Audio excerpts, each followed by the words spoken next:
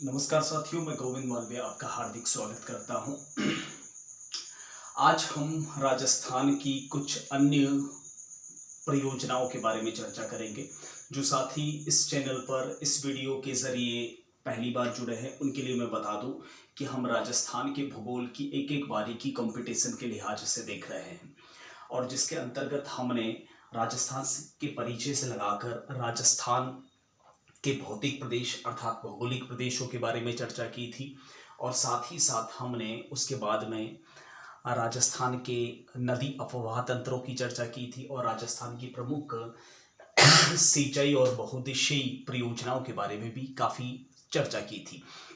मैंने थोड़ा सा मैटर पहले से प्रिपेयर कर रखा है ताकि मुख्य मुख्य बिंदुओं पर हम आसानी से चर्चा कर पाएँ और हमारा ज़्यादा समय नष्ट ना हो, यानी कम ड्यूरेशन के वीडियो में आपके कम एमबी के अंदर बहुत ज़्यादा मैटर आ जाए। ठीक है, तो चलिए शुरुआत कर लेते हैं। और ज्योग्राफी वैसे भी एक ऐसा सब्जेक्ट है जो कंटेंट के भरोसे ज़्यादा तवज्जो दी जाती है। ज्योग्राफी में एनालिसिस कम पूछी जाती है, सीधा सीधा फैक्ट्स पर ज़्यादा प्रहार किया जाता है। ठीक है, अगर जो साथी नए जुड़े हैं अगर उनको मैं बता दूं, अगर उनको सारी वीडियो सीरीज़ देखनी है तो प्लेलिस्ट में जाकर देख सकते हैं। सारे कुछ उसमें मैटर हैं जो आपके लिए काफ़ी महत्वपूर्ण है हर कंपटीशन के लिहाज से, और हमने एक एक बारीकी की चर्चा उसमें की है। तो चलिए शुरुआत कर लेते हैं राजस्थान की कुछ अन्य बची हुई परियोजनाओं के बारे में। सबसे पहले चर्चा करते हैं नर्मदा नहर परियोजना। जैसा कि नाम से विदित हैं, आप अच्छी तरह से जानते होंगे कि ये नर्मदा नदी से संबंधित हैं और नर्मदा नदी गुजरात वाले क्षेत्र से निकलती है। हालांकि ये मुख्य परियोजना जो है वह गुजरात से संबंधित है। ठीक है, राजस्थान से इसका थोड़ा सा नाता है, इस कारण से हम राजस्थान के नाते के अकॉर्डिंग, क्योंकि हम राजस्थान के भूगोल की चर्चा कर रहे हैं तो राजस्थान से संबंधित जो कुछ मैटर हैं वो हम चर्चा करेंगे। नर्मदा नदी जो है, उस नर्मदा नदी के ऊपर, वैसे सबसे पहले मैं चर्चा कर लूँ, यह राजस्थान, गुजरात, महाराष्ट्र और मध्य प्रदेश 4 राज्यों की संयुक्त परियोजना है। ठीक है, चूंकि इसमें राजस्थान का भी कुछ हिस्सा है इसलिए हम चर्चा कर रहे हैं। नर्मदा नदी के ऊपर एक बांध बनाया गया है और वो बांध है गुजरात की वडोदरा तहसील में, वडोदरा जिले में ये एक बांध बनाया गया है जिसका नाम है सरदार सरोवर। और उसी सरदार सरोवर डैम से, उसी बांध से एक नहर निकाली गई है जो गुजरात के रास्ते से राजस्थान के जालोर जिले में प्रवेश करती है। ठीक है, सरदार सरोवर डैम जो कि नया गांव वडोदरा जिले में है गुजरात के, वहाँ से एक नहर निकाली गई है जो अपने उद्गम से, यानी अपने जहाँ से इसका स्टार्ट होता है वहाँ से लगाकर राजस्थान तक इसकी कुल लंबाई है 532 किलोमीटर। ठीक है, गुजरात में इसकी कुल लंबाई है 458 किलोमीटर और राजस्थान में कुल 74 किलोमीटर यानी 74 किलोमीटर तक यह फैली हुई है। ठीक है, 74 किलोमीटर तक राजस्थान में है और गुजरात में है 458, कुल लंबाई है इसकी 532 किलोमीटर। ठीक है, यह सरदार सरोवर डैम जो कि वडोदरा जिला नया गांव से शुरू होती है। ठीक है, और राजस्थान के जालोर जिले में प्रवेश करती है। जालोर जिले की एक तहसील है सांचौर। सांचौर का एक गांव है सीलू गांव। सांचौर का एक गांव है सीलू गांव, वहां से ये राजस्थान में प्रवेश करती हैं और वहां पर इसके ऊपर एक लालपुर हेड नाम का पिकअप स्टेशन बना हुआ है। लालपुर हेड से होते हुए यह बाड़मेर में प्रवेश करती है। यानी इससे जो लाभान्वित जिले हैं वह राजस्थान के जो हैं जालोर और बाड़मेर जिले 2 लाभान्वित जिले हैं जो इसका जो पानी है वह उपयोग में लाते हैं। ठीक है, सिंचाई के लिए। एक चीज़ और यहाँ अन्य महत्वपूर्ण है कि सीलू गांव में इसी लालपुर हेड के किनारे बना हुआ है नर्मदेश्वर धाम। ठीक है, ये महत्वपूर्ण हो सकता है आपके आर्ट एंड कल्चर के लिहाज से। नर्मदेश्वर धाम बना हुआ है, इसका उद्घाटन जो है वह 27 मार्च 2008 को पहली बार इसमें जल का प्रवाह किया गया और उस समय तत्कालीन राजस्थान की मुख्यमंत्री साहिबा श्रीमती वसुंधरा राजे सिंधिया ने इसका उद्घाटन किया था। श्रीमती वसुंधरा जी राजे सिंधिया मैडम ने इसका उद्घाटन किया था करीब 27 मार्च 2008 को पहली बार इसमें जल प्रवाह किया था।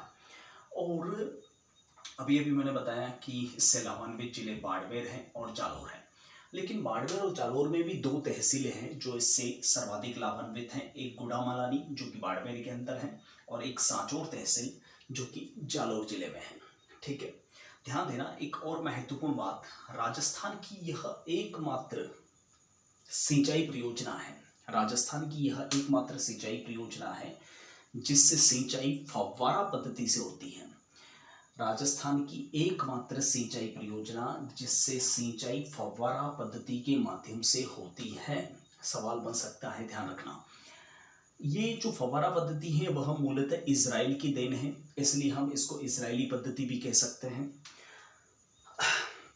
देखिए, इस नहर से दो लिफ्ट नहरें निकाली गई हैं नर्मदा नहर से, एक सांचौर लिफ्ट नहर जो कि सांचौर जालोर जिले में है और एक भदरेड़ा लिफ्ट नहर और पनोरिया लिफ्ट नहर, ये दोनों बाड़मेर में हैं। सांचौर लिफ्ट नहर, भदरेड़ा और पनोरिया लिफ्ट नहर।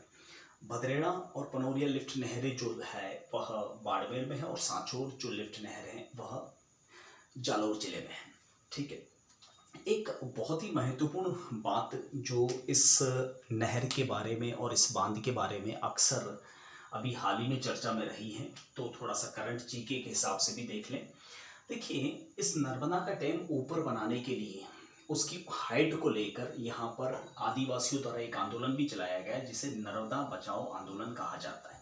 और ये नर्मदा बचाओ आंदोलन जो है वह मेघा पाटकर एक सामाजिक कार्यकर्ता है, उनके नेतृत्व में चलाया जा रहा है। तो थोड़ा सा करंट जीके के लिहाज से भी ये कंटेंट आपके महत्वपूर्ण हो सकता है।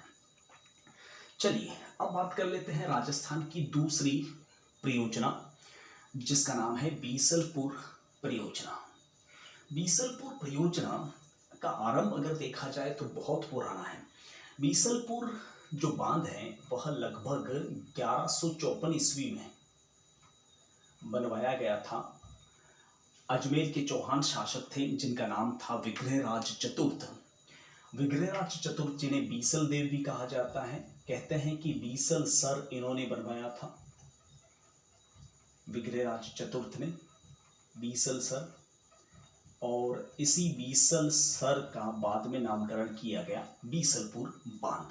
ठीक है, यह राजस्थान की सबसे बड़ी पेयजल परियोजना है। दोस्तों ध्यान दीजिएगा, राजस्थान की सबसे बड़ी पेयजल परियोजना। ठीक है, और ये बीसलपुर जो डैम है, बांध है, वह टोंक जिले के टोडा रायसिंह तहसील, टोंक जिले के टोडा रायसिंह तहसील के बीसलपुर गांव में बना हुआ है, बनास नदी पर। ठीक है, हमने बनास नदी तंत्र और राजस्थान के अफवाह तंत्र में इस बात की चर्चा वैसे पहले से कर रखी है। अगर लाभान्वित जिलों की बात करें तो इससे लाभान्वित जो तहसीलें और जिले हैं, जिलों की अगर चर्चा करूं तो 4 जिले इससे लाभान्वित हैं। टोंक, दूसरा अजमेर, तीसरा जयपुर और चौथा है नागौर। ये 4 जिले जो हैं बीसलपुर पेयजल परियोजना से लाभान्वित हैं। और इन जिलों में अगर तहसीलें भी देखें तो टोंक की देवली तहसील, अजमेर की सर्वाधिक तहसीलें हैं, टोंक जो देवली तहसील है, इसके अलावा टोंक शहर को भी पेयजल परियोजना पेयजल का लाभ मिलता है। तो टोंक में 2 जगह हैं, लेकिन अजमेर की सर्वाधिक हैं जिसमें तहसील सरवाड़, केकड़ी, नसीराबाद और ब्यावर 4 तहसीलें हैं जो अजमेर की लाभान्वित होती हैं इस पेयजल परियोजना से। जयपुर की 3 तहसीलें हैं, दूदू, चाकसू, फागी। ये 3 तहसीलें हैं वह जयपुर की हैं जो इससे लाभान्वित होती हैं, और नागौर की एक तहसील है नावा जो इससे लाभान्वित होती हैं। देखिए, ऐसा नहीं है कि सिर्फ बीसलपुर परियोजना है वह पेयजल परियोजना ही है। टोंक एकमात्र जिला है, ध्यान रखना, ये अलग थोड़ा हट के पॉइंट है। जनरली लोग सोचते हैं कि बीसलपुर पे जो परियोजना है वह पेयजल परियोजना ही है, तो ऐसा नहीं है। टोंक में इसी परियोजना के माध्यम से सिंचाई भी होती है करीब 82,000 हेक्टेयर ज़मीन पर। यहाँ के का मतलब हजार है, ठीक है, 1000 से दर्शाया गया है। तो 82,000 हेक्टेयर ज़मीन पर यहाँ पर सिंचाई सुविधा उपलब्ध करवाती है यही परियोजना।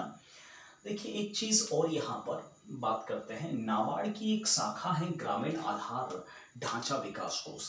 ग्रामीण आधार ढांचा विकास कोष नाबार्ड से यह वित्तीय सहायता प्राप्त परियोजना है, तो थोड़ा सा इस पर भी ध्यान दीजिएगा। चलिए अब कुछ और अन्य परियोजनाओं की बात करें तो राजीव गांधी सिद्धमुख नौहर परियोजना। राजीव गांधी सिद्धमुख नौहर परियोजना, नौहर जो है वह हनुमानगढ़ की एक तहसील है। तो यह यूरोपीय आर्थिक समुदाय से वित्तीय प्राप्त एक परियोजना है जो सिंचाई परियोजना है। इससे नौहर और भादरा जो कि हनुमानगढ़ जिले की तहसील हैं इससे लाभान्वित हैं, और साथ में चूरू की राजगढ़ तहसील है वह इससे लाभान्वित हैं, ठीक है।